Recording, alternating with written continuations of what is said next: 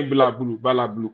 You now want to see that somebody saying he will convert Sambisa to farmland. You now think the guy is making sense because when you listen to Tinubu, what That has makes a Tinubu lot of said in sense. the two It election He was before? can convert the ridiculous. forest He into was a just saying farmland. nonsense.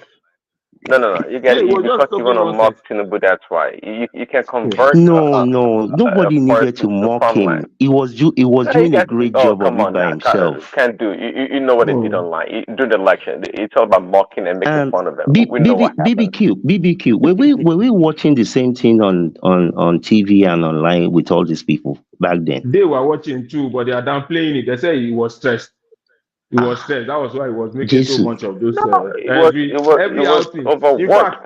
In At fact, its there age, was some listen. situation that people Hold on, behind him DQB. would be surprised Would that you agree? Hold on. Would you agree that Tinubu worked at least twice as hard as Peter Obi during the election? Peter Obi was very lazy. He was the laziest candidate in that election. Okay, me, I Okay. don't know. I wasn't watching them that Okay. closely like that. I don't know. I don't it's know who only the worked harder. media. I was. It's only I what they mean, show I us in was. the TV. I mean, it looks It's like only what they Tinubu show us in the was TV. in a different state Okay, every You Ozoni day guys, or Ozoni every let's other day.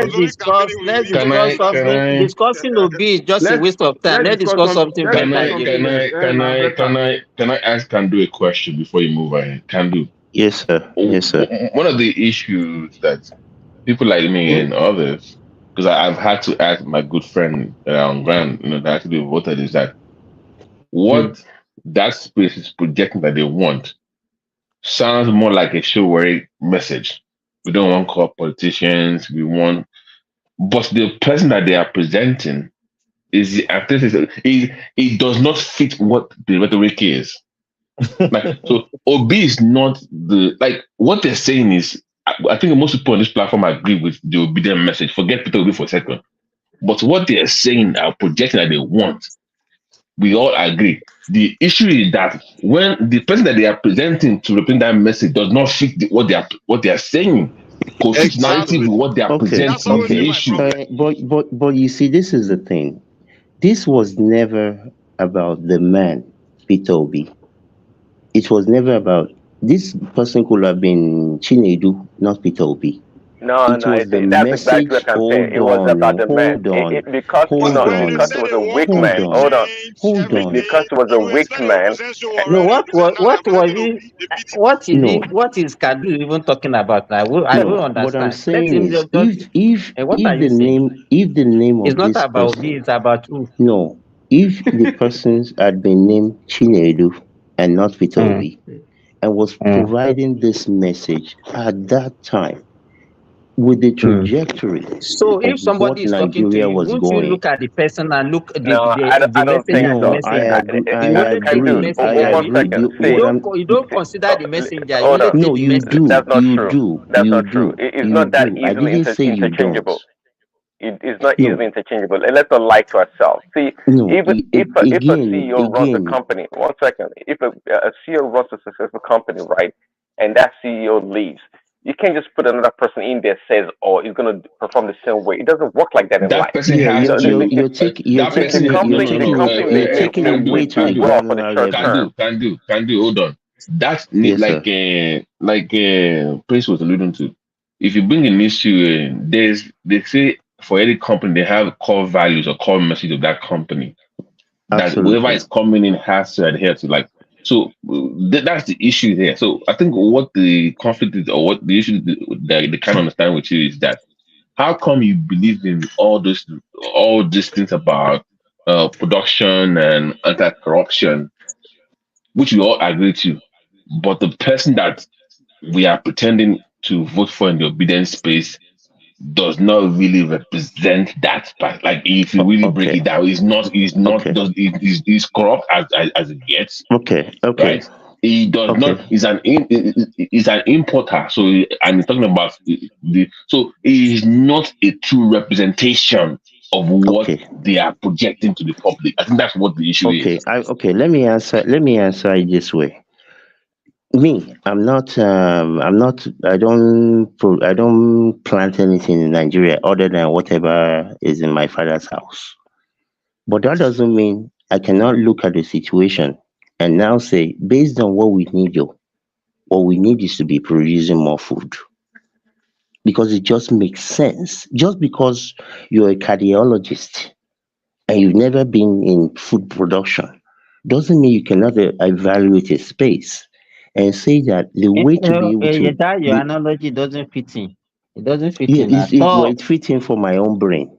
it should be it's me that is talking. When you talk, sir, Yeah, you be let the You him are one. talking to us, let him not ex- about you. let You are talking and to let him us. express his Ah, mind first now. I'm He I'm might I'm not I'm accept it saying now. He might not accept what he's saying. I'm Yes. saying that you see, I remember the first time I heard about P2B. It's not for me, it's about what is this person projecting. And at that time, if people remember, Atiku said he is going to bring all of his friends into to come and government buy Nigeria. to To come and buy yeah, Nigeria. I didn't something say to government. some He said yeah, something he will sell Nigeria property to yeah, his he will friends. say That's to what he yeah to said. his friends exactly. And then you had the other man, Tinubu, talking about employ 50 million youths People. into the army Yeah. and feed them agbado and corn and kinikon. And then What you is had Agbado? somebody What is else. gone? That's what he said. I'm telling you what he That's what said. he said now. So Yeah, that's he a said bargain. agbado, corn. That is a bargain for Toso. No, you So are and repeating then yourself Because now. What is no, Agbado? Simba, What no, is Simba, I'm Simba not corn? is going to say it repeating was myself. AI. I'm not they didn't repeating Simba they is saying didn't it myself. was just I'm name telling AI. you what Tinubu, he not the said. name our That's what don't he support said. Tinubu Agbado. Even if That's he what said he that, said. what He And, said, and what did Peter B say that to hold on. convince you? He said, Let him reduce the land now. Let people's him land buying now. Don't power. fight him now. Now He you say said, so many he other Yes, reduced the we buying heard that power can do. of the So, people. what did Peter B say that convinced you? Tell us. Prince Daddy, He let me was ask you saying this question. I think he's been biased. Did you hear about the part where Tinubu talked about introducing the credit system?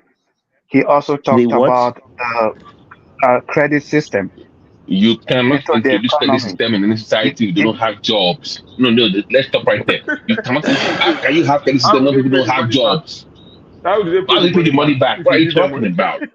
Job is the most But priority. If you have job for a while, then you the can the create. Credit system Come is on question now. where they are working, where people are the working. question So because Kandu Hmm. is saying that Yes, the sir. message. Okay, Kandu, if you have somebody like Dangote Yes, by the sir. side of Peter Obi and they are passing the same message, who will you vote for?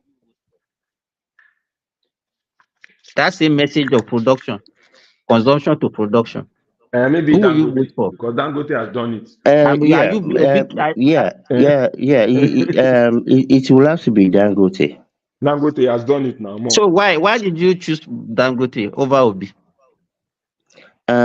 Because number one, I followed Dangote for 40 years when it was importing all these things. And I've seen the transition it has been able to make and be Okay, manufacturing a so number did of those Obi things From on make the that importer ground. to transition for you to production. not believe his message? No, again, that's why I laid out what Atiku was saying. I laid out what Tinubu So you was, only all the want utterances.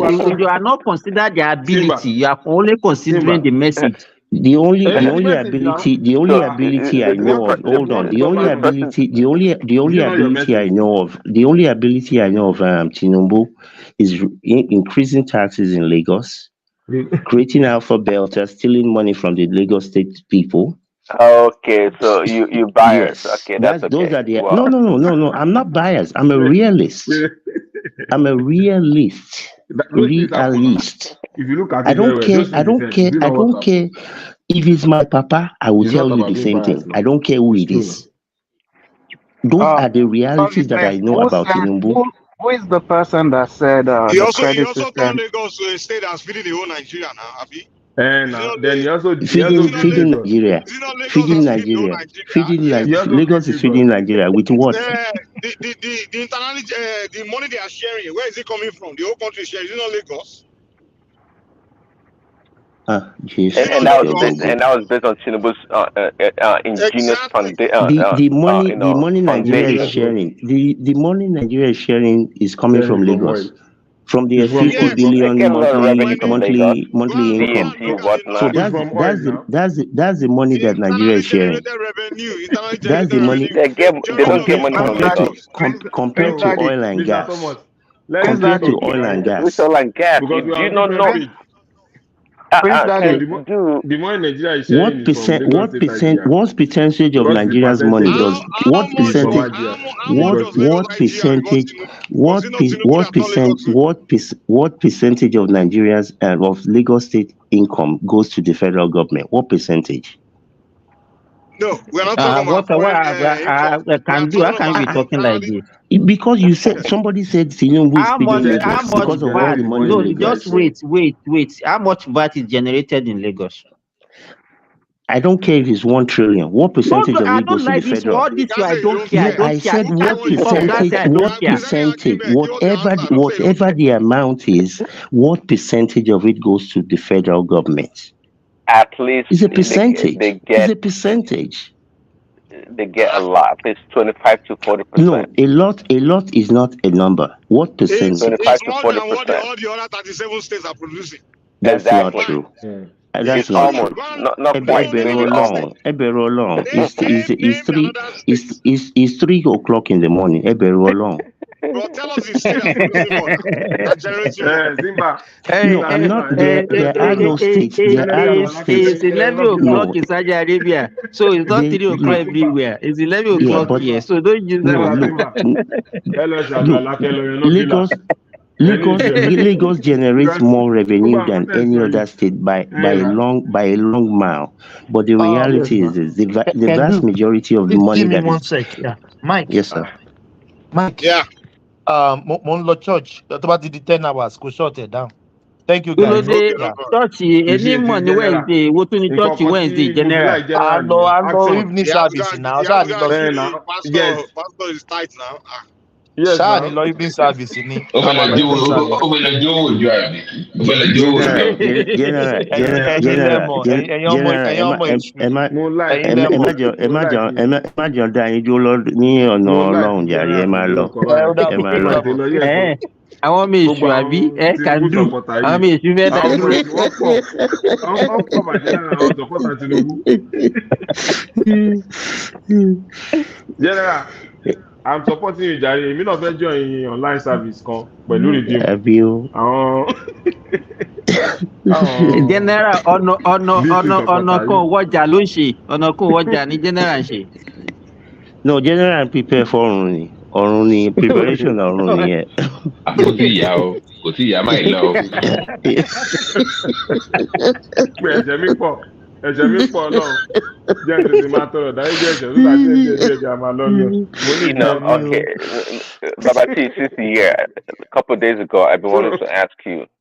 Okay. You mentioned a friend of yours talking about what the NGOs or these nonprofits do in Nigeria or in Africa. That essentially they may be or they are, like spy agencies or extension of the security apparatus in these foreign countries. Is that what you were saying? BT. Baba T, Yes, I can hear you now. Yes. Did you hear my question? The NGO, yes, they do. Yes, that he worked with them for a while, and he saw through it, and he saw the operations, and he was uncomfortable with it. Not because the money was not good, he just didn't feel like he wanted to be part of. Because at some point you will know what the end game is. Okay, so yeah, so that's what. What was the question exactly, Prince? Oh no, yeah, because I was kind of alluding to the same thing with a family member that worked for this German NGO, and I was trying to, and I pretty much said the same thing that this NGOs did like information gathering centers in Africa. They also And conduct illegal experiments on villages, though, for medications, and they do that too as well. So so there are many things. I remember in the 90s, if you remember, that there was a case was it 92 or 93? Maybe somebody remember, or Pfizer.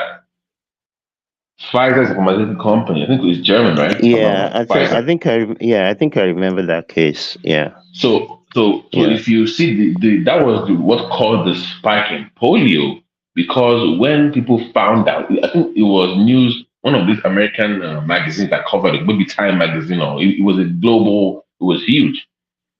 When that story broke that that's what they were doing, they were experimenting on the locals in the northern part of Nigeria. They rebelled so much that they stopped taking vaccinations, and the polio rate went off because people were not taking the vaccines for the kids because they were scared. Like, we don't want because people became sterile. They were literally sterilizing some of the kids based on what they were testing on them. And that was Pfizer doing that. And guess what they used? Your NGOs. Yeah, yeah. So that's one thing this African government don't know. These NGOs, they are, you wonder why so many NGOs, but our problems are never solved. Our problems never solved. What interest does a German NGO has in Nigeria, for example? What is their interest? They go around, giving micro loans, or whatever you call it, the microfinance loans to others, to people across the country. They have a huge presence. They do all kinds of stuff. And I say to myself, why is Germany so interested in seeing the success of Nigeria? Why? And Mm. at the end of the day, they just gather information. They profile the country. They know more about what goes on in Nigeria than many Nigerians do, especially our politicians, because they have the data. They have the receipts in a lot And of things that we do. they also influence policies. They also influence policies. All these bills that these dumbasses pass in the House of Rep when it comes to mining, because they don't read the damn thing anyway. Somebody's crafting that, right? They influence it. They influence how it's written to favor them. So their own lobbying group is more active in Nigeria than we realize, guys. They have a very, very strong, I won't say powerful, I won't use that word, but they have a very strong lobbying group when it comes to resources. Well, is vested interest.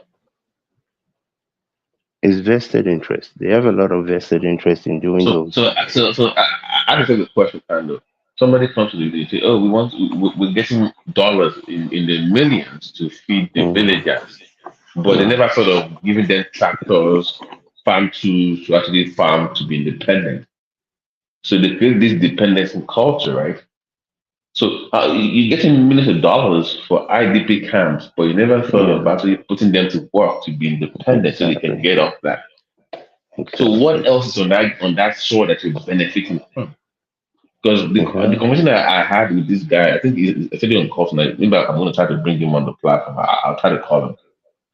He said in some parts of the north, some of these natural resources are literally on the ground. They won't take organic thing they've everywhere for our village, but they've chased them out. And the reality too is, if you look all around the world, right? If you look all around the world, even a lot of these IPD camps that are even supported by the United Nations, some of them have been there for 10, 15 years, and they're still there. So it's not even about empowering them to do better for themselves, you know. It's just about When you talk continuing about the to. IDP camp, the other day we were talking, was the last week or so, and I was making suggestion maybe they can relocate these people to different parts of the country, maybe start like a farm program, put these people to work. Ajala Koko said, no, the people rather stay where they are because they want to protect their land. Their land they've not had for the past 10 or 15 years, that they don't have access to their land. But he said they rather be there than be productive members of society and There, actually there have are a there are livelihood. there are there are people and segments of people like that. They can't think past that. But I mean, look at how long have we been talking about IPD camps in Nigeria? Some of these people have been there now for more than 5 years, and some way more than that. You know, but I don't even think that's really a priority. But Kendo, but Yeah, to yes, sir. to, to support what I think it was, I know he's PD. not here, but don't Mm-hmm. you think that I want to push back for what Prince said? Don't you think Mm-hmm. that an argument could be made that it is the government's responsibility to actually fight for those people to return back to To their their homes land, as opposed to move? right? Because if you keep it kicking down the can down the road, and this terrorism things keep spreading, now Mm-hmm. northeast, northwest, north central, the next place is Yeah. going to be southwest. I don't think they're going to Mm-hmm. face southeast or south south. So eventually, if they move down to your place, they're still gonna. So why not just fight at that point? Stop Yeah. because it is spreading. Yeah, and I agree. And I agree. And the thing is this, one of the things people know is once you leave your land, part of what gets diminished is your culture. Hmm. So The people food will you eat fight to, changes. everything Everything changes changes. about you. Yeah, everything changes. So even when they know, when they even know that in their generation things might not get better, they'll be hopeful that their children will be there on that land. So, And that's so all what about around the it? world. What about it? Take the children and able-bodied young men and women to go work and leave the older ones there to fight for the The land, the, which the, is not the, really the fighting land will for. die. Cultural. You The can't separate people will family. die. You Cultural yeah. consideration. Look So, look see, at so look at look they at should be look there for at like us 30 look years. at us They should be look there for at like us 30 that have years come and to not do America anything, and waiting for their Europe. land. Yes, they will. They have to. Ah, Because what okay, happens is well, that's fine. when people move away, look at us that have come to America and Europe. Look at the level of attachment that most of us have to the land where we came from. And unfortunately, for most people, once you move like that, you start having children, your children start marrying other people, you start getting assimilated into other cultures, even without you being cognizant of what's going on. Like my So, children, so, and so it is better for them to stay there and have a no, good life. Don't No, go to nobody's nobody's saying it's saying better. that. We're Nobody's saying the role saying of the that. government. The Yeah, role of the government here is what we're discussing, not them. yeah, Obviously, if it's yeah. not getting better, eventually Hmm. they have to do that. But we're saying that to prevent that, because also when you move people in their thousands or millions to a new area, there's also going Hmm. to be that adjustment period where you have cultural clash with them and the Absolutely. locals. So Hmm. you also have to take that into consideration. And with what we have in Nigeria right now, with the extra tension right now, do you really want to go through that right now? So it's you have to put that into consideration as well. But the bottom line is that why did they leave? Why was it? What were they chased out? Natural resources on the soil Yeah, that some yeah, government official is benefiting from. yeah. So can Resource Tinubu solve control. that problem? It's just control. Yeah. So it's a but huge fight but the government has not been able to reclaim their land for like 10, 15 years, just because like they MK don't want said. to. The prince, because they Exactly, don't want because to. they don't have that will or dedication to do so. If that had been the Yeah. case, so we're gonna have to wait for another what 10, 15 more years.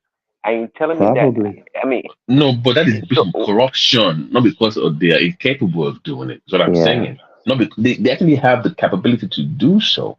But what is Hmm. going on is yes, that it's like saying your money is our money, my money is my money. What's going on in the north? Hmm. All those resources Yeah. they don't want to share with the bigger.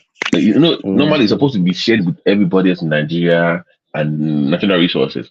But for some reason, Zamfara Gold is just not finding a way into in the federal government Out pockets for of some out reason. of and finding his way out of Nigeria by the Because well, drone. because it is a if travesty. It's a travesty yeah, because to Prince, for people to be internally if those displaced places in their own country. are peaceful and they run properly, then they have to declare what they have to the federal government for us to share. But if it's in disarray, is the federal get my point. So it's not going to be declared like okay, No we need man's to land. no Yeah. man, yeah, free for all. So you see, because the guy was even showing me, maybe you can send me the video on Telegram. If you see the kind of SUV they have in Borno State, even your VI and Lekki, like those kind of cars that you will see in your. I'm like, who drives a escalator, all those expensive SUVs in Borno, and you see them just driving like Hmm. up and down, like in Borno State of all, no disrespect to Of Borno, all places. sorry, Yeah, yeah. but so that means, and it's mostly Europeans and Chinese. So, Hmm. Yeah. so don't tell me a place is a war-torn area, and for some reason, foreigners just love that location. Something is Hmm. going on there, and for Yeah. some reason, nobody kidnaps them, or we don't have any Chinese being kidnapped in Borno or white being kidnapped in Borno. It's always the locals fighting themselves, but the foreigners are okay. Come on now, you can put two together. BT, China and America are fighting for natural resources all over the world. Absolutely. Absolutely. Yes. So It's a whoever struggle. can dominate any part, they come to you like they like you, but actually what they really want is your natural resources because But that is their job, and that should be Nigeria's job. When you go to the table, it's about what is in the best interest of Nigeria and Nigerians. exactly. But But like they're gonna BT turn us said into Congo earlier, because it's we're gonna corruption. become Congo, Congo. yeah, Congo, yes, No, yes. no, Our we have leaders to are leave. not interested in our interests. They're interested in No, their it's own not. It's pockets. not their job. It's not their job to be interested in our interest. No, I It's their mean No, job no, our to be. leaders. no. Our leaders. Abdul. Oh, okay. My point is this. Beyond lithium, when you want to make electric cars, there are other resources that you need, and we Yes. have all these things in abundance. And while we are Yes. celebrating creating a lithium battery plant, we should be actually talking Mm-hmm. about making cars with what we have. What you have in the Mm-hmm. north, you have the core added to make Nigerian made EV cars. Mm-hmm. BT, that's So even too much. We can just focus on making batteries. Just battery. If we can just gather resources to focus on just making batteries, that alone. Yeah, Because yeah, there was we this agree. question I asked about. Sorry, it wasn't me. Mm-hmm. An entrepreneur asked the CEO of Samsung that how comes they don't have a manufacturing this in Nigeria with our large population. And they said one of the reasons is because of components, access to components. That if they set up a Samsung manufacturing company in Nigeria, it doesn't make any sense to them because they still need to go to China, South Korea to import most of the components. If they have to do that, why not just site the company in China or South Korea or even South Africa have most of Hold these on. Are components? you saying we don't have the? Hold on. It sounds so far, not from you, but it sounds like a lazy Right. argument. Are you No, the telling me that we component have? that No, the argument is intentional. no, it's Yeah, not. It's actually true. The component they're talking about is not natural resources. They're talking Then about what the component? microphone, all the parts in the phone, the microphone, the memory cards, all these stuffs are no. manufactured by That's some different. lazy BS. That's lazy BS. No, we have cheap labor. They can train the people to be able to do it. Okay, we have cheap labor. That one we know for sure. We have cheap labor, Train the, and there's no you mean damn what? components Let's they're gonna just say we don't import. know how to make it, Prince Daddy. We don't know how to make it. That's Yeah, all. but you That's No, all. no, can no. you can I teach just you said can they Exactly. can We train don't people train. to have. do They this can thing. This is train the not people rocket to do it. science. This is It's not not No, rocket rocket no. science. Yeah. science. Prince Daddy, It's it's Give damn not me phone about two. Give me training assembly. two. people. Prince Daddy, let's be practical now. Let's say Samsung comes to America, to Nigeria. Are you saying Samsung will now come and set up a company? Let's say the microphone in Samsung phone is manufactured by another company. So you expect Samsung to come and still set up a factory for the manufacture of the microphone in the phone? Not if they can get the components into the country at a reduced or no tariffs. Why not? So why would they do that if they can just set the company where they? You remember now, we're not just talking No, about one see, thing. no. There's See, this is the thousands problem. of This is the problem of components this. in the phone, not This is the just one. problem. Hold on. This is the problem of this too excessive analysis. Sometimes this thing, what you're saying is not wrong, but sometimes you just need to create jobs for the people and bring opportunity to your people. It doesn't And matter. You that make is the- concessions and to a that lot So is of that things. and is that the is point. and that is That's the part point that is I'm part of making. the That's why I told the BT. government's job as well. Yeah, Exactly. You Thank have you, to Kando. create, That's why I yeah, told BT that yeah. instead of focusing on making EV cars, we can focus on making batteries. That's one Okay, component of the car. Once you Mr. can do Abdul, that, Mr. Abdul, the Mr. EV, Abdul. yeah. I saw a video of this guy Wale or whatever he calls himself that goes around, and he went to Innocent Motors, right? At Innocent Motors, they're making those NAPEP vehicles, right? They're making them from scratch. They buy the engine, and my thought was, instead of all these big vehicles, I mean, I was in conjunction with all these other vehicles. Why don't they, Innocent, focus on making a smaller car about the size of a Napep, or maybe just a little bit bigger, and make those cars solar. They'll be able to sell them cheaper, to the average Nigerian family of two or three. It's not At going to what be price the point? same like NAPEP. It's not going to be just like NAPEP, but create At some what price point? comfort. Yeah, it will be very, very low compared to what Innocent is selling their regular cars that they're putting together. So there will be a segment of the population that will be able to buy that, whether it's 3 million, whether it's 4 million. I don't know what the number is. But for those people that don't need to go and buy a Toyota like type of car that is put together by Innocent that they're selling for 15 million, to me, you have even a larger segment of the population they'll be able to buy those, because it's not Uh, everybody that needs a big car. You just the, need the, something to be able to the, take you from where you're going, where you are, to where do, you're going. do you want the answer to why Innocent wouldn't do that? Yeah, tell Do us. you want the answer? Because he's Yes, sir. actually he's doing assembly. Innocent is not in. He's not. To be frank, he's doing a fantastic job of what he has at hand. But Innocent is actually just doing assembly. That's all he is. And we He's not agree. We're even. not saying he's He, not. We're not saying he's not doing assembly. The Japanese, the Chinese, they didn't start overnight. You have to start from wherever you are. The more you yeah, I do, know. the more your people will gain knowledge, expertise, and over time, Actually, maybe it's 10 years from Actually, I now, maybe agree. it's I 20 years. agree. I Yeah. agree absolutely perfectly with this your analysis that Innocent should start designing smaller because even Toyota, when Toyota started doing sewing Mm-hmm. machines. They started with Yeah. sewing machines, and then he built the Toyota Celica. I think no, Mm-hmm. not before the Celica, it was small cars. And even when Yeah. Toyota first went to America, the appeal was that the cars were small, and Yeah. this was the time. This Exactly. was the time when there was the Oil. oil Oil. crisis. Yeah. Oil So they crisis. had As a a Yeah. matter of small fact, car. I just wanna support your position. Mm-hmm. BYD just produced a Yeah. BYD Seagull. Mm-hmm.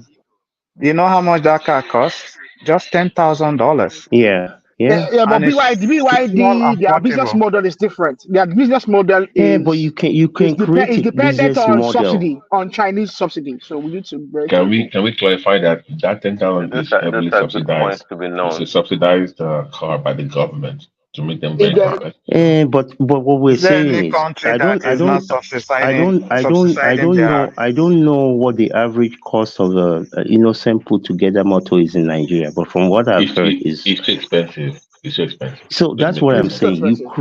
create a NAPEP size vehicle, but not for NAPEP people, but as a car, family car. A family car, yes. Yeah, family of 3 or 4 people can be in there. No, see, You're I going ask from you, can do. At the end of the day, it comes down to price point. I don't, unless I'm mistaken, I don't think Innocent Motors is able to meet that price point that's going to be attractive to the buyers, to the consumers, I in wish that I could. range. I wish I could talk to the man honestly, because I think there's a But business is model there. Nigerian government subsidizing them, the innocent I motors? don't know. I No, don't I think don't no. so. know. I don't think so. I don't know. You So But need at that's the the same time, See, problem. okay. One second. PD See, to the point again to Abdul, when you're talking about manufacturing Samsung phones in batteries. Nigeria. Uh, no, the actual phone itself. See, that's why other countries like the Chinese, they're ruthless when it comes to this. That's why they can subsidize private companies, be it local or international companies, to be able to create jobs in their country. So that exactly. Yep. excuse that some lame Samsung people are telling us that we don't have the components. That's why we can't assemble Aside phones in Nigeria. PD. Aside from that, Wait, wait, wait, wait, wait, wait, There's bro. a I guy don't in Ghana. understand BT. Can There's a you? guy in Sorry, Ghana. There's a guy in Kandro, Ghana. Yeah. can you Go hold ahead. that thought for us? I Yeah. want Go BT. ahead. I want to understand what the point BT just made. Are you blaming Samsung or you're blaming Nigerian government? I don't understand that point you Oh, just made. I can No, never. that I'm was not praise. blaming. That was I'm praise. not, That was praise. yeah, that was Oh, that was Prince. Prince Daddy. Yeah, Oh, okay, okay. I can never blame the Samsung. But that's my point here. At the end of the day, I put all the blame on the shoulders of the Nigerian government. That's what I'm saying. And Okay, okay. we can always Yeah, make concession, give it is part of incentives. it is part of a government's job.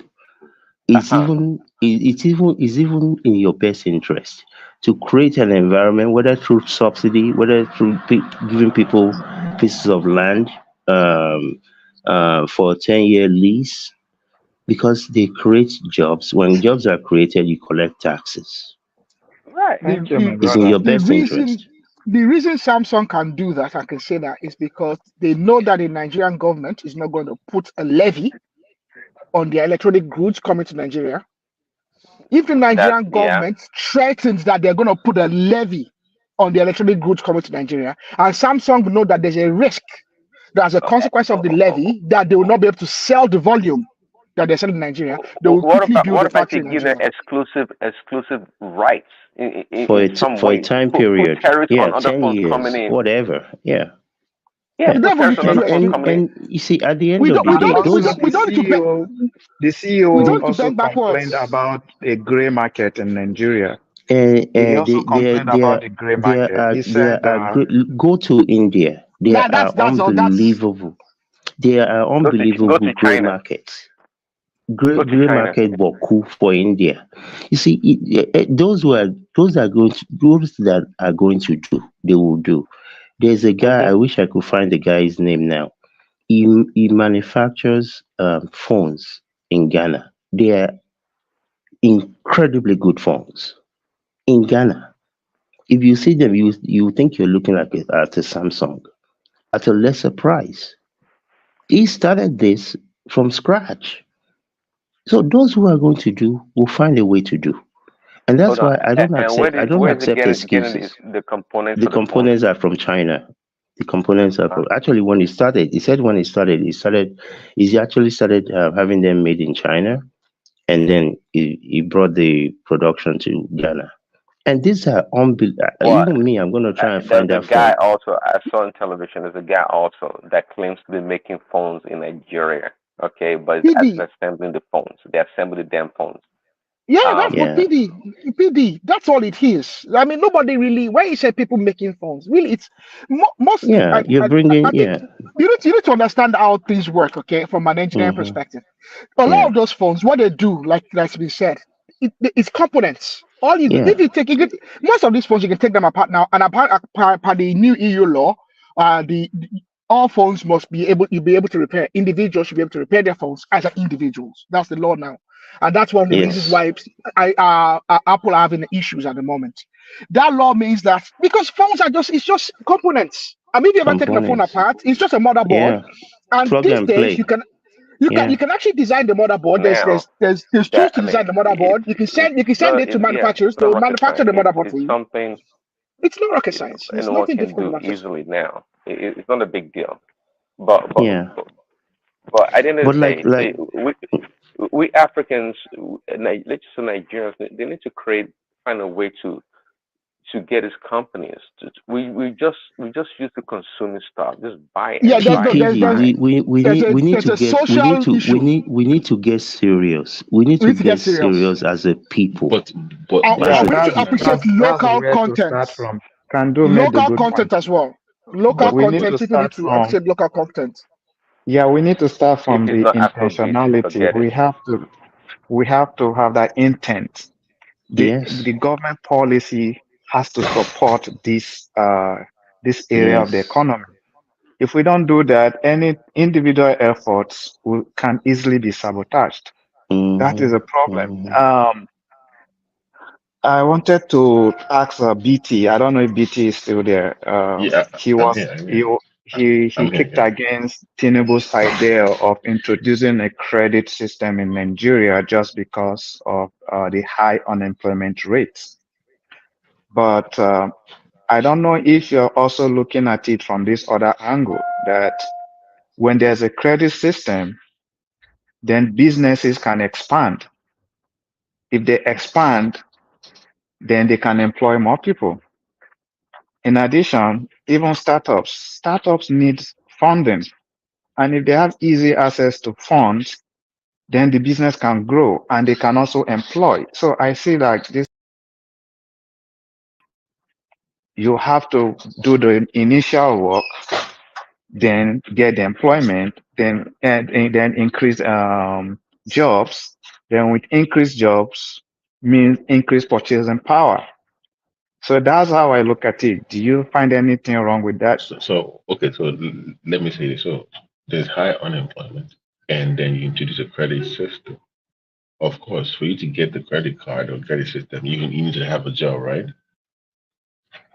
Not You need a job to necessarily. get credit. If you have a, yeah, for the consumer credit card, yes. But when it Yeah, but comes to yeah, business but credits and all this yes, other okay, stuff, okay. So I get so if you just limit it to business credit line, that one is also debatable because now we need to talk about what would be the rate. What is the size of your company? Is it based on the size of the company? Now, your income, your profit margin comes into play when applying to this credit system. So all this thing comes into play. So even if you limit it to business, you still have to look at the viability of individual businesses. No bank is going to just loan you or give you a credit line or increase it. So you have to show proof. So we can have a healthy conversation about limited into to businesses for now as starters. Then as those companies grow and provide more jobs, I get that part. But even the business sale, I have issues with. Yeah, I don't think and to we add to oh yeah, to go add ahead. to that, I don't know if it's Mr. Simba or Mr. Remy. There's this what do they call it? Is this small business CBN, loan something yeah, that the provide CBN. loans, and the person said he himself had gotten a 10 million naira loan from them that he paid back. So even Okay, in no, it's America, back of industry. Back of okay, industry. yeah, Back yeah, of yeah, industry, yeah. yeah. So is it providing all that can be done? Probably not. I don't know, But he but has a there's job, he yeah. has a business to Yeah, point. there's a business. Yes, I'm just supporting what you said, Babati. So Yeah. yeah, we can even create a consumer credit, but in order to do that, people have to have a track record of working. We have to know how you're going to pay back. Credit ratings and And all. I don't think our economy is developed enough. Not that we shouldn't start. We should start, but we're just not at that level. But even if you have a business and you're going to get a loan, in most cases, from what I remember when my dad was in the bank, there are people that will go out and access your business. Look at what you're doing and what they used to back in the days. I don't know what they do now. They will actually go to the site, go and see that this thing you say you want to. Actually, Yeah. before they give you any loan, they'll go and look at your business. And even after the loan, they'll come occasionally to come and see how you are faring in your business. So they don't usually abandon you once you get a loan. And that So makes sense. so we don't like Kandu says the individual credit line, of course, that's after the question. But even the business, what is your capital? What are you about? Right? Hmm. What is your margin?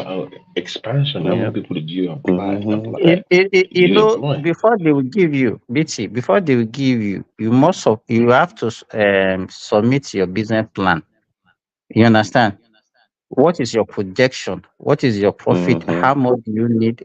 All those Yeah. things so they will analyze it and see whether what you are Yeah. presenting is Is actually is visible or not. yeah, is viable thing. Not Yes. just anybody anyhow. Yeah. Yeah. Yes. And So I the, think do you know they come every two, 2 months. do you know how widespread that bank of industry is in Nigeria? It is I very think big. they have in all the state capitals. Mm, Can I say something about this? I think the credit system is very important, and I agree with what Mr. Abdul said. The credit, and I unlike Mr. BT, I believe it's something that's been extended to to not just business but to individuals as well. Um, but I believe it's premised on the national identification system and the BVN. which would be able to allow them to actually create a credit analysis of the behavior, a credit behavior of the individual who's applying for this credit. Is it Arogidigba is talking? Yes, it's me. Even now, if you bank in Nigeria, if you have bank account in Nigeria, you see it even occasionally. The thing will just pop up that you are Yes, entitled to maybe so amount emails. of Yes, money. You understand? So, and that is, and people take it. You will me. I've never taken such a thing because I don't I think need the it. problem, But the interest rates are a bit exorbitant. I think that's what Yeah, that's puts. what will but those kill ones, you. those You, ones no, doesn't do you come know? with regular. They No, don't no, come no. with regular. Simba. Yeah. Requirements, Abi. Yes. Interest rate are usually higher for the first time because you don't have any credit history. So they're gonna pay it high. Yeah, The no more you pay history. over time, it comes down. Mm-hmm. So the Mm-hmm. question is, if you're gonna start that in Nigeria, you're looking close to about 30%, right? Can do 25 to Yes, 30%. sir. Yes, sir. So who Yep. can afford that in Nigeria? Yeah. There is a viable working class in Nigeria that can, because I think, like Mr. Abdul said, I believe that credit result in No, no. increase And yeah, I believe credit but would let me tell you, increase there is no consumption. economy, there is no economy in the world that can support a 20 to 30% interest rate. None. Oh no, sorry, I thought we were talking about unemployment. Sorry. No, No, no. we're We're saying talking that about the especially on rates credit that card, they right? will have to give you those loans. Oh Because no. I think the rates cannot be anything more than, I think in Nigeria especially, I think they should encourage a lower rate to encourage more people to take credits, give to me a encourage number. more. I don't give me a I number. think APR you're looking at the max But six APR is all right, 6%. No, hell no. And Can do come on. Mr. Simba, Hell no, Mr. Simba, hell what no. do you remember the rate that you were What do you paying think? on the loan? Do They you can't give remember me no, what the 6% rate was? now. it was 6%. Okay, you 6% see, APR that's is okay. yeah, but you No, see, no, that's no, gonna be no. That was Bank a of Industry, not business. commercial bank. Bank of Not Thank Industry you. commercial can bank. do that. But it's open to Yes. everybody now. It's open. That is the reason why they created that bank is for business. It's for, yeah. You said it's. I know people that the one The problem with that, issue, let me tell you, the issue with our people is that I'm very sorry to use that. Now, they will take the people they loan and not always use it. are not use it for what is meant for. And then, okay, let me give you for example. I have a customer that used to mail poultry feed for me. You understand? So, and whenever there is during the rainy season when we have corn, when corn usually the price will come down, I can buy like maybe 40 tons, 50 tons, 60 tons, and I will keep with this guy. You understand? It's like I'm empowering him because the thing might be there for 3 months, 4 months. I will not finish it, and he will be Right. removing it. Mm-hmm. The guy is in Hajj now. Hmm. He spent 9 million naira to come for Hajj. Iṣẹ́ Ọlọ́run náà ń You gbogbo can ẹ̀. see misplacement of priority. Yeah. You understand? Our people, we don't. Simba, sorry. In America now, if I give you a credit line and you spend that money on Hajj, I will know you spend the money on Hajj because I can see what you spend the I'm money just on. no. I mean, it's not as if it took. This one didn't take any credit. What I'm saying is that is the kind of mentality that we have. You understand? You see somebody that's not fully established. Where you prioritize your resources. Over Yeah. Hajj. Yeah. Okay. Where you Only prioritize few your people resources. actually know how to do business among our people. I'm very sorry, and that is why we are not productive. I'm very sorry to say this. So Arrow, I can agree with that number for business, but the debate was actually about personal credit card lines. There's no way you're doing personal credit card for 6% for first time credit card owner. That is But we're already doing something close now. Okay, you see that most of the civil 9%, servants 10% they is belongs okay. to cooperative society. You understand?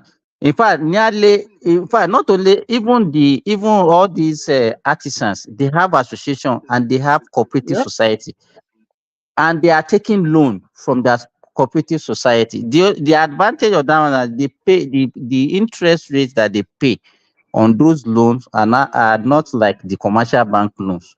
You understand? So if they can do that, but the only problem is that if government can give money to these cooperative societies,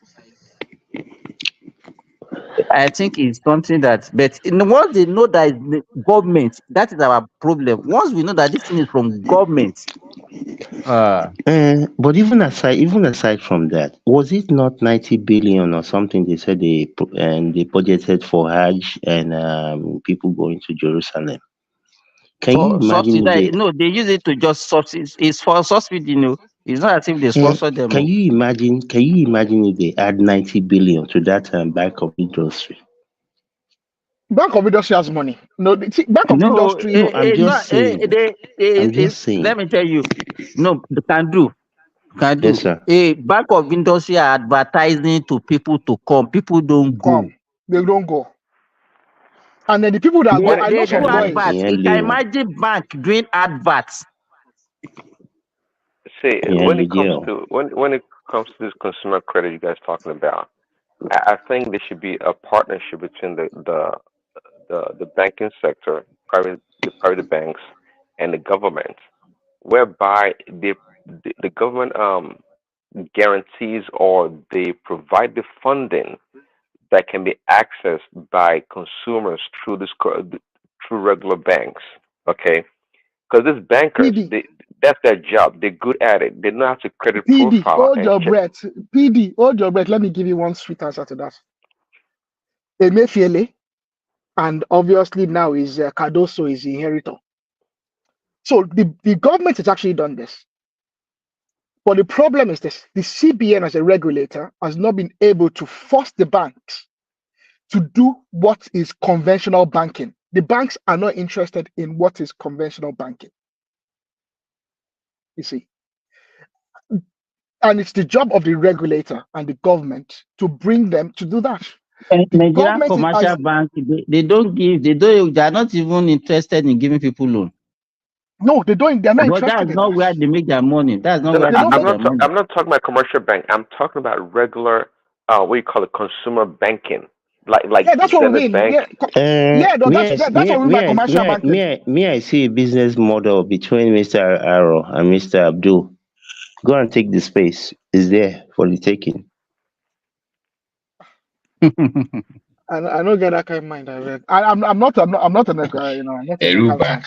Eruba, Ah, You know, Eruba. Obati, ọmọdé ni mí, ọmọdé ni mí, ajá táwọn Nàìjíríà lọ yẹ. Go ahead, Mike. You like Mike. you know, at this point, I've gone to a conclusion that the advancement or the development of Nigeria is all left in the hand of Nigerians, man.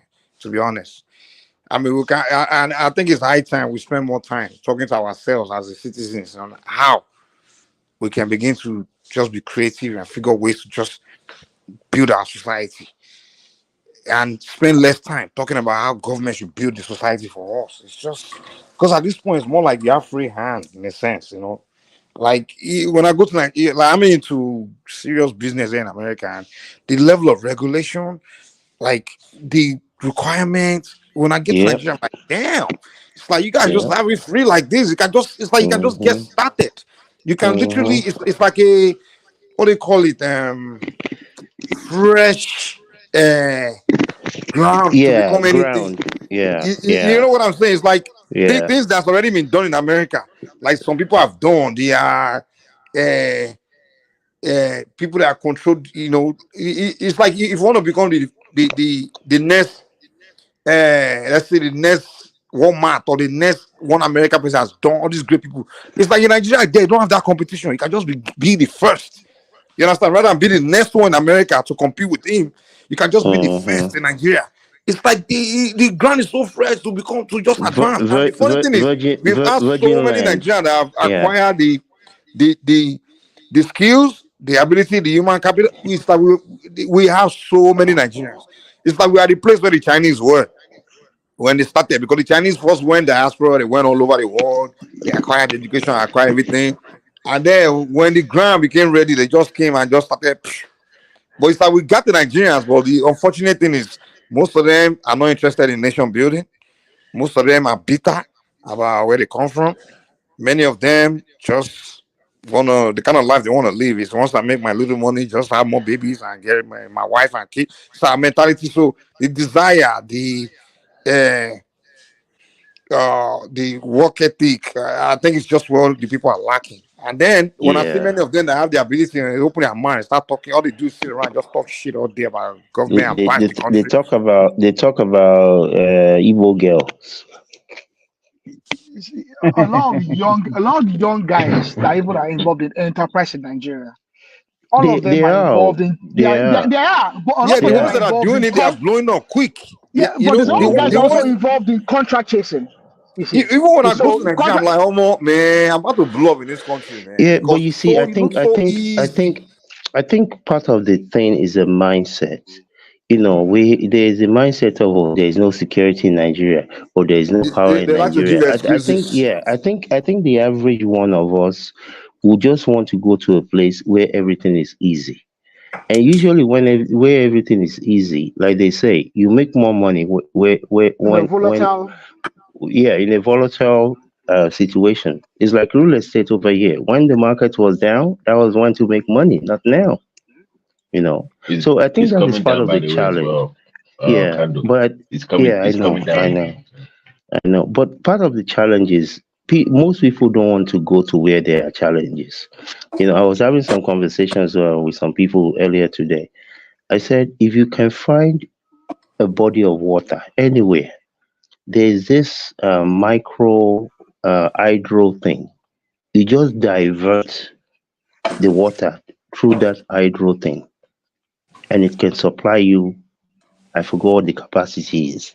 Yeah, it's expensive, but if you're doing a manufacturing or production thing in Nigeria, obviously depending on your location, you can power your own thing instead of buying diesel and repairing generator. Okay, what are the challenges? Let's outline them. How do we how do we how do we find solutions to those challenges? If you can remove the cost or reduce the cost of electricity greatly, you have cheap or relatively cheaper labor, which are some of the components that are part of production. If you can reduce labor cost and you can produce electricity, I think you're on your way, even in spite of the inflation levels. So it's about, I mean, there even on this panel, I know people who are doing things on the ground. The challenges are many. We agree. Mr. Simba has said here how the people who are working for you will be stealing right from under your nose.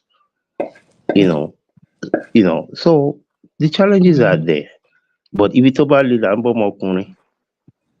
Yeah, yeah. Mike, I was going to ask Mike, what is missing in Nigeria that you're talking about that Nigerians are not doing? They don't want to. That nation building the desire to just engage. Okay, that's the saying. The basic thing in learning business is wherever there's problems equals opportunity, right? And when you see problem, and then there's less obstacles in your way in terms of maybe governments or things like that. For example, in America, when I see problems a lot, right? oh, And I want to excuse go me. and I want to see opportunity, right? Because I'm in business America a lot of times. So many things I want to do, like with my business, and the kind of regulation, the rules. Oh my god! And then the competition, man. Hmm. Everything I want to do is always that white guy that already bought it out. It's like, for Yeah. example, what I do, like I'm trying to do business with the school districts, and they will say, "Wow, okay, this big guy already lobbied them where it's only his products that they will accept." When I want to do business with government, you understand, they will say, "Oh, you have to supply us this particular brand." I'm like, God, there's so much rules, But in Africa, there's like, bam, it's just there, man. You can go in and just get started, and the ground is so fresh. Like the competition is not there like that. Like you can just get started and become billionaire. You understand? You like right now, you say want to do some things in America or in the West. It's always the white guy that's already been doing it for 100 years. Or one business, there's one big guy that's been there for 100 years, a billion. You can you can't compete with them. You understand? But in Africa, it's like you can just start and there's really no that big guy that's in your way. The only business where the big guys in your way is Dangote Cement. You understand? There's no other Eh, stuff out there. There's someone your way. Even agriculture, even in the United States, you want to start your own agricultural these things, you want to get started and do there's so many big millionaire, billionaire farmers that already occupy that space where they will kick you out, man. They will kick you out of the way. You understand? So that's what I'm saying. In Africa, we just have it. So it's there. It's just a matter of people will just put in the work or learning from how other people did it. Mike, if Saudi Arabia in the desert here, as I'm talking to you now, the temperature is 48 degrees centigrade. As I'm talking now. Now, Saudi Arabia is producing tomato. yes, I saw that. Yes, in the desert, Tomato in the desert. greenhouses, And we that we have rain, we have water everywhere. We are good crying that soil, good because soil. of the tomato is costly, and somebody will come on the platform and be crying that the People like Israel in the tomato comment is section, costly. the guy will migrate to Saudi Arabia to help them to farm to go and work in tomato farm there, and he will When come I online to be when I crying. when I was in When in his Nigeria a village few he can months grow ago, tomato. when I was in Nigeria a few months ago, we planted tomatoes, pepper, bought some chicken to be These are producing the egg. things that you can plant at your backyard. You don't even Yeah, need to have a soil. You can get yeah, it in the sack. You can put it in yeah, a bucket. If yeah. you even We start did manufacturing all your of own that. tomato paste, Oh your own yes. ketchup, you don't have to Can compete Even do, with can do. even yes, Last sir. week, a plot Mm-hmm. of land that I have beside my house. Mm. My wife was telling me that I have cassava there that are planted there, and was telling me okay, that place we have to find somebody to come and clear it. The guy was clearing said, these things are already matured though. And Mm. we harvested it. We got 7 bags of gari, Gary, 7 bags. very important. If I want to be eating it, how many years my family will eat that one? Yeah. and some people will tell you they are hungry. Like Tinubu is making them hungry. Even Israel. I think Israel is a very Mm-hmm. heady Israel country. is Yeah. in Saudi Arabia working in a tomato They farm now, they produce and a complaining lot about of If Nigeria. you if you see how much they oranges, produce in there, yeah, oranges yeah, on hilly land, and they produce yeah. oranges and vegetables Mm-hmm. Yeah. naturally. And you are here talking about being power. Like, You will get you your will ass see out of Lagos. you will see the different type of onje that Saudi Arabia is going to be producing in the next 5 years. You will hear when. Where can do need to do that. You We know, even buy from them. We even buy from them Andrew, now. Yes, sir. they are importing cow dung Yes, I saw that. I saw from that. I saw that. I saw that. India and Mm-hmm. and all those I Asia saw countries. that. Cow dung. Yeah. Mm-hmm. If you go to Nigeria, you see cow dung being wasted. Mr. Simba, owó ògbẹ́ kì í rùn ẹ gbórin yẹn ni. Owó ògbẹ́ kì í rùn bí ó You káàrí. can imagine India generating foreign exchange from cow From dung. cow dung. Yeah. Yeah. Owó ògbẹ́ kì í rùn. So we are chasing Yeah. Fulanis away now. We don't want to see them on Yeah. their out done. One Oh. not far from my house in Ilorin, you will see there is this man that have cows. He built a fence around where he used to keep the. He will clear the place and drop those cow dung outside there. Some people Mm-hmm. that need it will just go and be picking small. The thing is Fertilizer. there Yeah. wasting away. Electricity. Lower and lembe. Yeah. We Yeah. need to change our orientation. I Yeah. supported what Mike is saying. Everybody just like crying. Government has not done this. Government has not done that. How many things can government do? Oh, excuse me.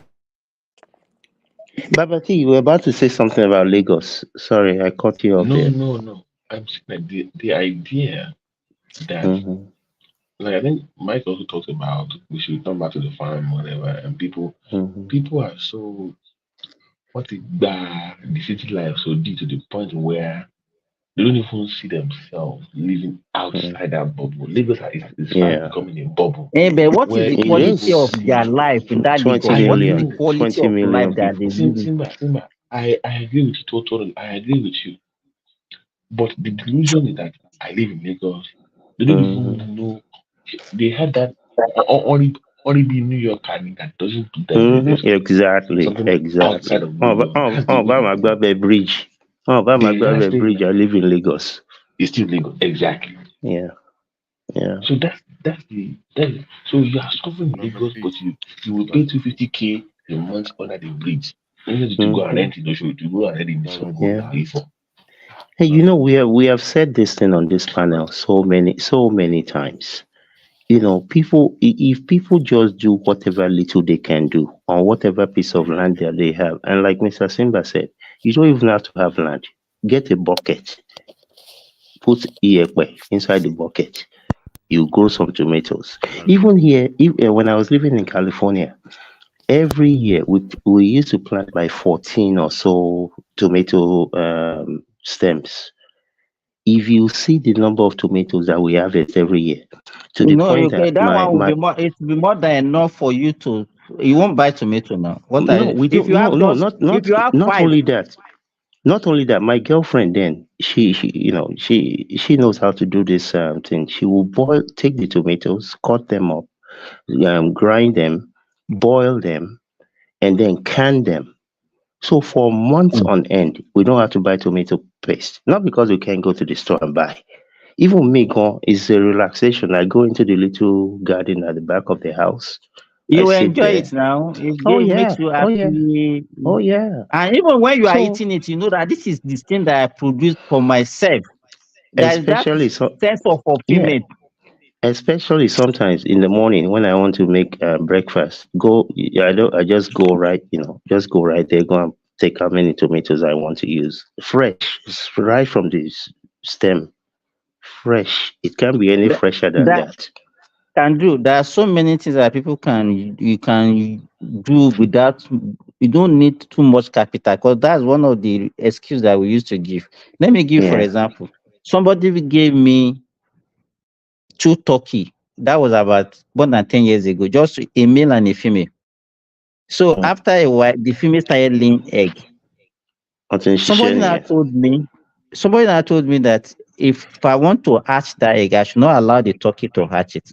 That I should go Mm. and get a fowl. Incubator. These are our local fowl. No, local fowl. Oh wow.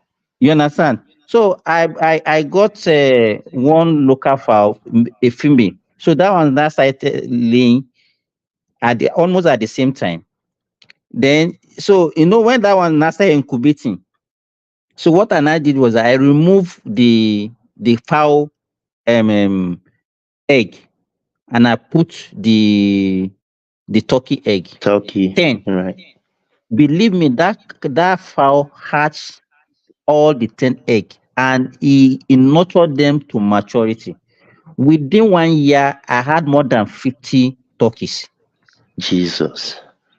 Believe me, within 1 year, I had more than 50 turkeys. In fact, that time I used to sell to my colleagues at work. All of them they will be asking me that you're a doctor, why are you doing this? Every Christmas, every layer, that is how I'll be advertising on Facebook and I'll be selling to them. Anakonwoja. You understand? And those are the things. Yeah. Oh, how much am I spending? Even that one, if you eat rice, we could all those wasted rice and everything, I will go and drop it for them. If you eat watermelon, the back of the watermelon, just throw it there, they will eat it. Give them anything they will eat. When I was in Nigeria, I don't buy what do because I have fish. I don't buy chicken, I don't buy egg, I don't buy vegetables. Because in my Yeah. house, if I at a time I will call all those women that used to sell vegetables that come and carry the excess. Because I have cut it, another one will grow. Yeah. Believe me, I don't know. That is why sometimes if I'm talking to people, Don't mind these lazy Nigerian they youth. will Like think like that like somebody is being Sukuru there in the wicked. comment section. You know one farm, you can't japa. Now he's in Middle East, Dubai It's or in Saudi Dubai. Arabia. Now he's washing he's doing worse things and farming there now. He's complaining. Now he's crying about EPC. He's probably washing their toilet there now. Like he not come online crying about APC. Now APC say may no go farm. You can't jackpot. Yeah, nice. But Mike, to be fair to Nigerians, honestly, the business environment in Nigeria is not conducive for Kí ló ń business. jẹ́ bẹ́ẹ̀? Explain it. Wait, hold on, Who stop you hold from on, selling just chicken? Explain it. hold on. Just let me make my point, then you can criticize it. Okay, Who is talking? sorry. Who is talking, sir? Um, It's Abdul. so what I'm saying is that when Is you that Abdul try that to is talking? establish, yes, it's Abdul. Okay, okay. My own personal observation is that Nigeria, we don't have a contract law. Like if someone should cheat you or do something to you in business, it's difficult to hold that person accountable But when that's you not the have to reason why go I to can't the start a business. You hold on. understand all that bureaucracy It's things? part of it. Mike, It's let him part of it. finish. Let him Another finish. Let us another thing understand what he's saying. is insecurity. The insecurity is also discouraging. You can't. Most people are scared of going to the farm. They see kidnapping No, people but That's in not on true. it's only Abuja. it's not. You said business, so don't limit it to farming. No, you said business generally, so don't Yeah, limit yeah. to farming. I'm just He trying said to give business, now he's talking about specific farm. examples. I just trying to give specific examples, You know, Mike. farmers are not businessmen. Farmers are just farmers. If for example, if I start farming business, I'm not going to be the one in the farm. I'll just hire the farmers. You know that, right? So to Yes, be but telling me what that if I they can't start, kidnap your? to be telling me, it's not to start farming business because farm is not safe to go to the bush, and all this thing is not safe to go to the bush. It's just the fallacy created by Nigeria in the diaspora. But when I go to Nigeria, Really? in fact, I'm going to Nigeria Mr. next week. I spend more time in the Mr. rural. Hold on, I spend more time in rural parts, and people go to farm. Even I see cows. All these things you guys are pushing online. It's just bunch of You know, Mike, Okay, propaganda. Mike. Mike, Let me if tell you want to Abdul, farm, We leave are Abdul, not Kaduna saying now. Abdul, insecurity. Abdul, One or Abdul. two something Yes, bad sir. happening in the farm Yes. somewhere. It's not happening, but it's not as epidemic as you guys are describing it. I'm sorry. Abdul, there's nobody denying that there's insecurity. But what I want to tell, in my village, I remember when we were growing up in the village, all those land that we used to cultivate during when I was in village, go there now, nobody is cultivating anything. What you And it's call it, not because of Igbo? insecurity. Wọ́n ò tiẹ̀ Everybody kọ́lé move to sí, the ó sì city. wà ń bẹ̀. They're looking for cash. Wọ́n ti lọ ń ṣọ̀kadà bí kán lọ máa ṣọ̀kadà ní lÉkòó lọ Exactly. máa ṣe gbogbo ẹ̀ ni. Everybody want Miss, cash. Miss, That Mr. is So the Mr. Abdul, economy. the issue is this: we normally by the time Nigeria hold on to one excuse, we tend to now expatiate on it, we enlarge it, giving reason. Okay, before this insecurity started, maybe during the Jonathan regime or late Obasanjo or whatever, are we producing was enough? nope, Why are we not no. giving it as far back as Uh, 76 to Mike, 1979, Mike, Obasanjo say Operation Mike. Feed the Nation. What Yeah, can was do, Mike. can responsible do, that can time? do. Yes, Sorry, let Was me it say this real quick. insecurity? Simba, let me say this real quick. If you go to Nigeria now, you start a farming business, right? And you're saying you are employing people to come and farm. Are you telling me you will not find anybody that will show up say, I want to farm, I'm ready to work. Oh. They will tell you that Baba, we don't want to work because there's insecurity in the bush. We can't come. and Mr. Mike, Mr. Abdul, we've had Okay, this can conversation. I Hold on, hold can I on, hold give on. one Hold example, on. Mike? Let me hold on before you do. We've had this conversation a number of times on this panel. I have asked the question: all the people that are causing this insecurity, how many are they all together, put together? You see, it is. I hate to say this, but maybe I shouldn't even say it. But some people, they will find a reason not to do what needs to be done. If I remember correctly, I think it was Mr. Mike that said on here during one of those conversations that the average Oyinbo man is not going to say that because there is problem there, so I'm not going to go. You find out what the problem is, you apply the necessary solutions, and you carry go. So because I there is agree with you. insecurity, yeah, nobody is denying it. There are areas of the country where there is insecurity, and in spite of that, like we've said, When I was in Lagos, I see food everywhere. They're expensive, but those foods are coming from somewhere. From banana to yam to onions to tomatoes, they're everywhere. So, me personally, I don't accept that there's a problem. So you can't do what you need to do. You understand what the problem is. You apply You the know, even this appropriate so-called solution. insecurity, it creates business opportunity for somebody. Because right now, it's a chance for people to start creating their security business. You Yeah, understand? security To start, businesses. that's Yeah, opportunity. Problem equals Sim, opportunity. That's a big Simba, industry. If people are scared to go to Simba. farm, you find solution to Yes. doing security, this thing, and you make money. It's just Okay, business. Mike and Simba, what about the infrastructural problem? The bad roads, the lack of storage facilities, all this stuff. Then that's but another you see, business for you. Go and start you storage facility business. Start but Mr. storage Okay, let me Abdul, facility give you, business. let me give you, let me Mr. give you, Abdul, you let me give you an look at what, example. hold Abdul. on. Look at what you said. Look at what you said. You mentioned something. A few people offered solutions. You said, what about? What about? In life, there will always be problems. There will Yeah, I'm always just be saying problems in life. the problems are just too much in And Nigeria. two, and that means the opportunity is too let much. me let me add. Problems Yeah, because I opportunity. said can You do, just say no storage facility. That's an opportunity for you. can do, That's can business. do. Yes, Start sir. a You know, storage Yes, facility sir. business I told and you make before money. this show that a friend of Yeah, mine, that I supermarket, remember the storage he, business. he had a Yeah, cold room yeah, on cold solar. room. I He's remember. I making remember. money. Cold In room the on fact, solar. BT, that What are was you what talking I wanted about? to say. What I want to say, before, the broiler in Nigeria, people, by the time people raise broiler, at the time they want to sell, they will not see buyer.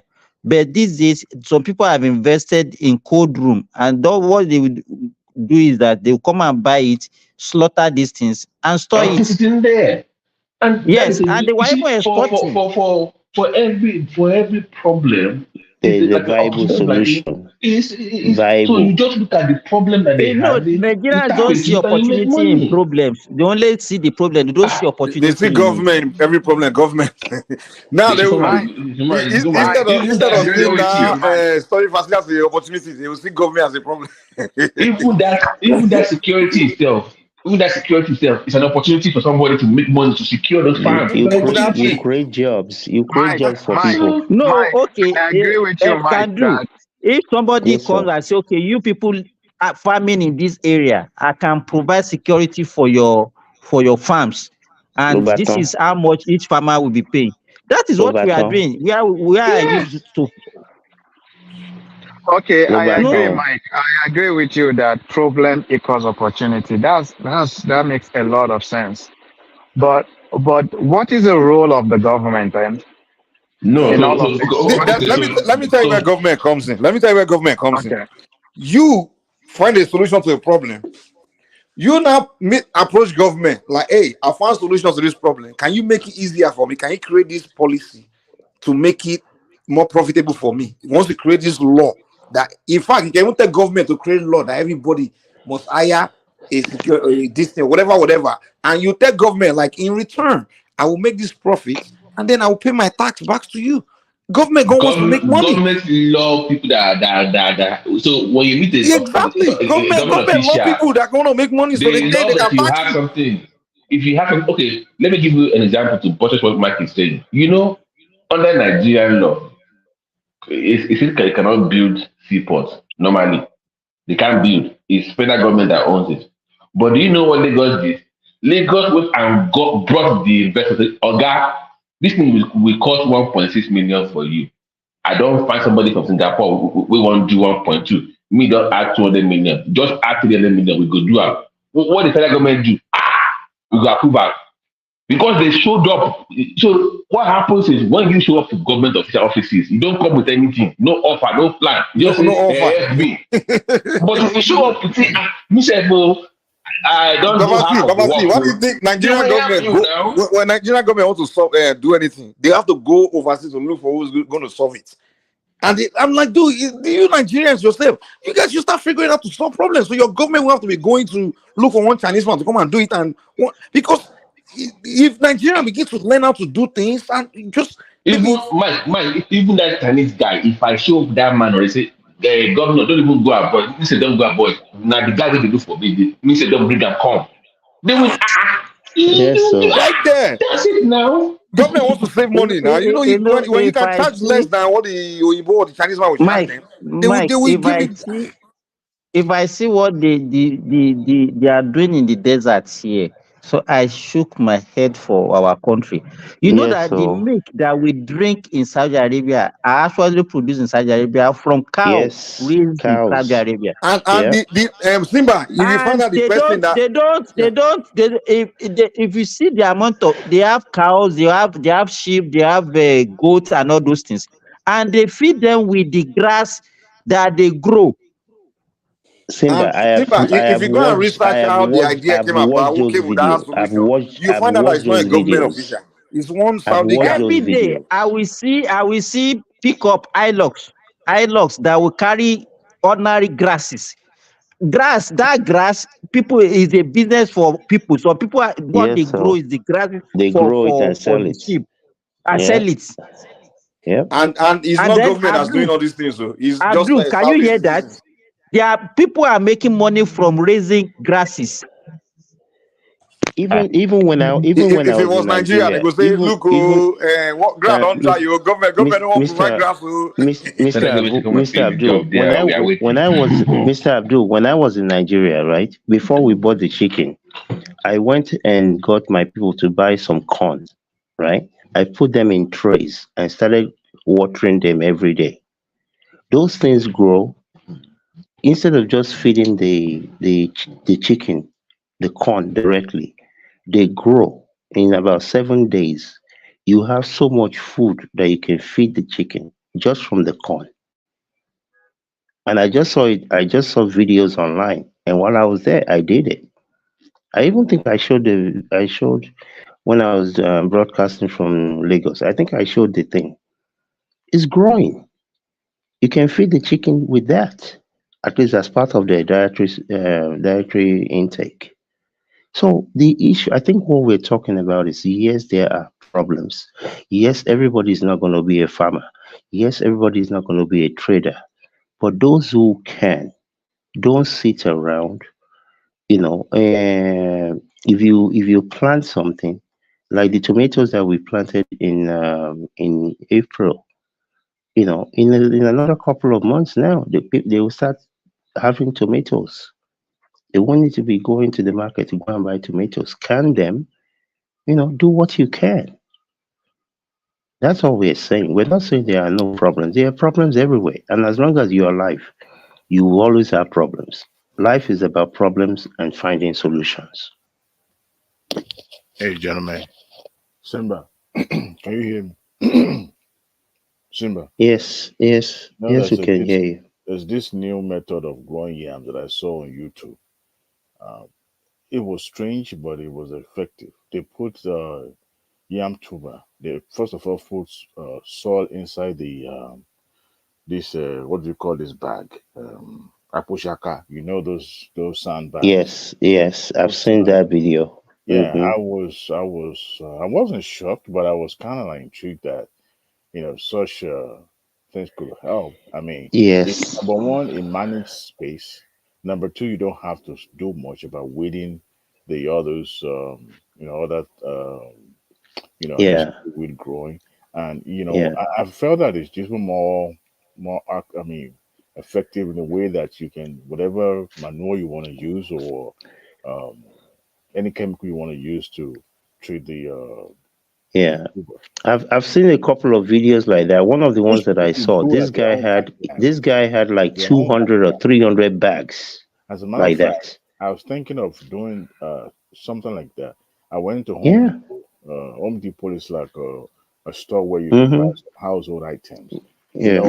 Because where I live is prone to hurricane, so I needed to buy Okay. the sandbag, just Mm. to prevent flooding.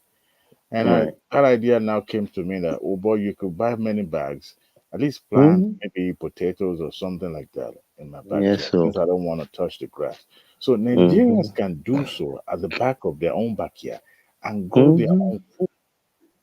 Yes. Listen to you guys talking Yeah. how Nigeria themselves can, turn things around for themselves. We don't have to wait for somebody going. Adewale, even when we used to refer to as being the golden era of Nigeria in the late 70s, early 80s, all the civil servants that time, there is no civil servant that doesn't have a farm. It was even Our encouraged. teachers, our teachers in primary school, secondary school those days, we are even the one that will go and assist them on their farms. It was They don't buy encouraged. food. Mr. Simba, we had farms at my school. At the back of my school, Ah, we had farms. We had farms. so It was and part of then the curriculum. everybody will now sit down now, and then who will be producing that food if you don't produce it? That one is even. You remember? So I forgot. why did we lose that culture? Why did we lose it? You lost it because It's somebody said laziness now. Kosagbe. No, somebody said Kosagbe Ọ̀ságbẹ̀mọ Moloko. lóko aróko ti Kosagbe darí Moloko. But Ọ̀rá Oko ti also, Aróko Dariwale. ti darí Everybody wálé. wants to work in the office. also, guys, It's the government. oil boom No, of 70s that started it. apart from that, Simba, government is Everybody was looking also for white collar job. government is not encouraging mechanized farming. Where in Nigeria would you be able to rent a hard mover or a planter or something you could use to ease off the stress of farming? Yeah. Even if you could find it, it's still going to. Adewale, let me tell you, all those things are available. They are available if you want to rent. Yeah, but at what price? I mean, you are started giving the excuse. Initially, you said, but they are not available. Now, I say it's available. Now, you are asking me for the price. Mr. Diwali, that has to be your plan. If you're a farmer, that has to be part of your cost of No, Your production. capital, this is not. your cost of It's production. not an excuse, Simba. Mr. Diwali has a No, point. no, we Simba, do agree. you know the We U.S. agree. It has government subsidize agriculture? So if they subsidize all yes, these we know. Yes, we know. machineries he's talking about, that will go a long way in helping farmers. And we are agreeing. We're just saying, look, if you're going to be manufacturing shoe in Abakaliki, you have to understand the price of leather. You have to understand the price of glue, the price of the machine that is going to sew the portion of the shoe. Those, if you're going to be a farmer, you have to know what the cost of renting a tractor, a tiller, harvester. Those are all part of the cost of the production. No, You have to. but if you are doing it on a larger scale, that is different ballgame. But for those who are just doing it to feed themselves, that is where I, came about with that idea of planting something in your backyard. Yeah, You know, yeah, yeah. That, like I said, I have seen a couple of videos like that. These are guys in Nigeria. Even the bags gone were on a farm, and they were like Can do. 250 or There is 300 no time of bags. the year. There is no time of the year that you cannot plant yam. yeah, especially in this when you have that system of the one I just described earlier. I planted yam in June, July, and I harvested the yam in November. Yeah, but if you're gonna plant it that way, It's because of the old belief and culture. Before people will start planting yam from October, yes, November the previous year. you know why? You know why, Simba? You know why they do it? Because the sun loses nutrients at the time of towards around I think towards around January. Is it January? No, November. No, before November, December. During that simple dry season. After August, yeah, they will start separating those yam that they are going to plant. Now, by that time, you'll be having a dry season. Now, at that time, the soil is already losing the oxygen and I think there's some nutrients. Yeah. So Yes. for them to be able to retain those nutrients, that is why they pace, they pace where what they plant. Now, if we also look at it, if you are planting yam, let's say around that June, July, August that you're planting, even you say you are planting it in an irrigation area, right? In those areas, Akuro. you realize that the nutrient that you're going to use is already in abundance, but excess of it is also going to kill that crop. Yes. So they plant it, they time it so that by the time it's growing, it won't be too moist. Adewale, all those things are lies. No, And let me tell you, science has exposed all these things as they are not true. Let me tell you, yam does not need more than 4 months to germinate and mature. You understand? The reason, the what is causing the delay is that if you plant yam, because they usually plant yam during dry season. If you plant yam in October, November, December, it will not germinate until March, April when rain started. All those 6 months is a wasted time. If you start wetting, providing water for that yam right from October, it will germinate. By that March, you're already harvesting. But because there is Yeah. no water, it will not germinate. So it's a waste of time. So that means you can produce yam 2 or 3 times in a year and you have food sufficiency.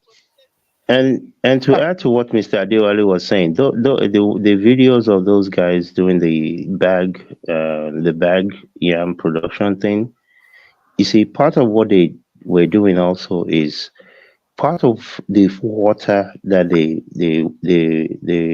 put on the yam in the sack are nutrient based. So they're able to supply some of those nutrients that they the even plant soil itself. before planting it. Yes, they Good. did even before planting them. They soak them in some mixture. Yeah. So I think what Mr. Simba is trying to say in essence is technology has now helped you to be able to, go around some of those things because when you plant something in the soil, there's so much stuff going on even within the soil itself that helps it to grow. But now you can do it in a big bucket.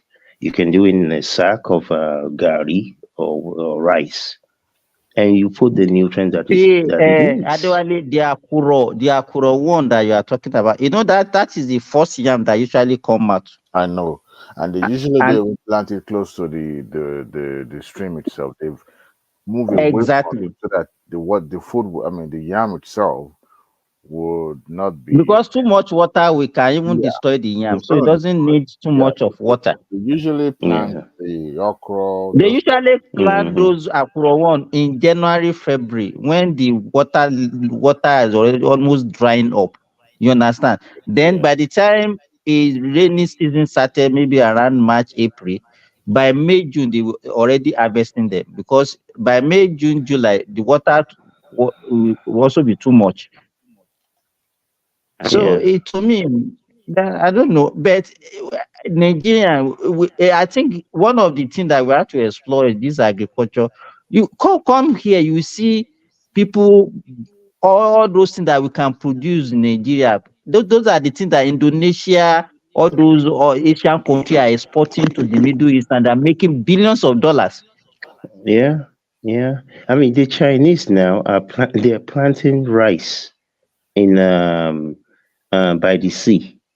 They have a new crop of rice now that you can plant even like on the beach that will grow.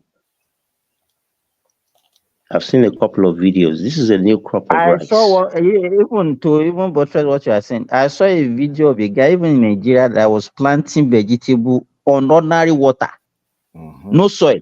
Oh yeah. Yeah, yeah. Oh yeah, oh Even yeah. indoor plant, It's all nutrients. All the indoor water is indoor nutrients. Yeah, planting. People yeah. plant. People grow their own. Well, don't let me say too much. Mostly is lettuce. I've Yeah. been looking for the vegetable ones. I have not seen You that one can yet. find some in the store. No, I'm looking. I'm talking in terms of me planting my own self, not to buy. I enjoy farming. I really do. I enjoy. It's Yeah. fun. You That's know, the only job Simba, endorsed by God. Simba. You Ben, know, yeah. when people, the reason why people not or farming is not encouraged in Nigeria is because over the years, I mean, if you also pay close attention, the rural urban migration has always been a problem, right? But we started Mm-hmm. see the upward trend in that direction sometimes around 1991 when Abuja now became a full national. Mm. Mm. People are now moving. Federal capital. Capital. Yeah, Yeah. moving from Lagos, and Yeah. then it becomes a trend to move to Abuja. So now people moving because opportunity now begins to leave the rural area. How many banks Mm. were open? I mean, during this financial industry expansion, how many banks established beyond Lagos and Abuja and Port Harcourt, Mm. well, Kano? Not that very many. Yeah.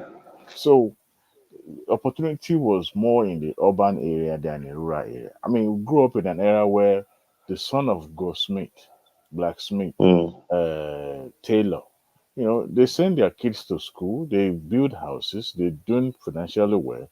But we now realize that those things that make that era to be more, because there was a equal distribution of wealth.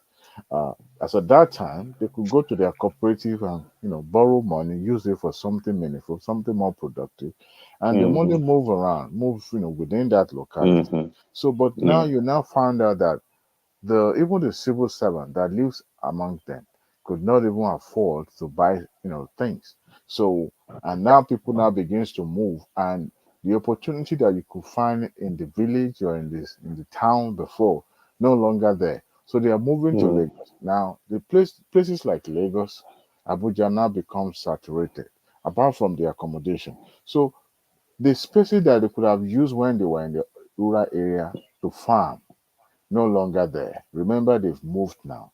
So you can Mm-hmm. imagine somebody staying in Lagos. You're not staying in Lokoba, Gigi, or Aragbado, Mm-hmm. You're talking about somebody living in Island, Lagos, VI, before Lekki even becomes expanded. We're talking about maybe just VI and Ikoyi. That was what was raining then.